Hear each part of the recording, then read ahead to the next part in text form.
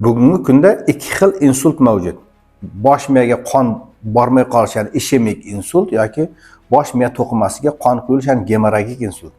Asosan eng ko'p uchraydigani ishemik insult. Ishemik insultning asosiy sabablari hozirgi kunda uyqu qon tomirlarining ateroskleroz jarayoni hisoblanadi. Bundan tashqari zararli odatlar, ichish, chekish, kam harakatlik, hozirgi kunda robototexnikaning rivojlanishi, ya'ni to'g'ri ovqatlanishning buzilishi hozirgi kunda ishemik insultning asosiy sabablaridan biri hisoblanadi.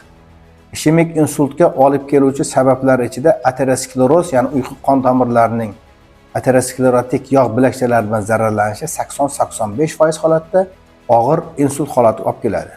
Buning uchun nima qilish kerak? Hozirgi kunda asosiy eng birinchi tekshiruv usuli uyqu qon tomirlarini dupleks skanerlash tekshiruvi. Bu insultning eng ilk birinchi belgilarini aniqlash imkoniyatini beradi. Yoki bemorlardagi bosh og'rishi, bosh aylanishi yoki tananing yarmidagi uvishish yoki qisqa vaqtga nutq buzilishi yoki harakat buzilishlari bu insult oldi holatlari hisoblanadi. Bunday holatda albatta anginevrolog ya qon tomir xirurgiga uchrashib, uyqu qon tomirlari dupleks tekshiruvini o'tish shart.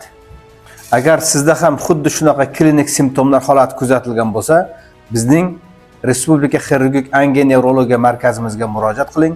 Biz sizga yordam berishdan mamnun bo'lamiz.